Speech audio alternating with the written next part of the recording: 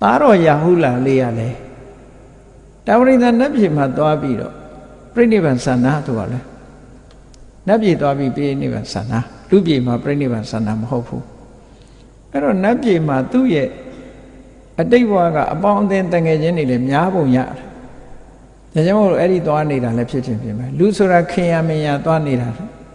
သို့သောယဟနာဆိုတော့တိတ်ဆိတ်ငြိမ်သက်တဲ့နေရာတနေရာရွေးပြီးတော့သွားနေတာလည်းဖြစ်နိုင်ပြိဋိဘံဆန္ဒတောင်မှပဲအဲ့ဒီမှာပြိဋိဘံဆန္ဒအဲ့တော့ရှေးတုန်းကယဟန်တော်တွေဟာဒီလိုနတ်ပြည်မှာသွားနေတတ်တဲ့အကျင့်ရှိတယ်လို့မှတ်တမ်းမရှိတောင်မှပဲရှိတယ်လို့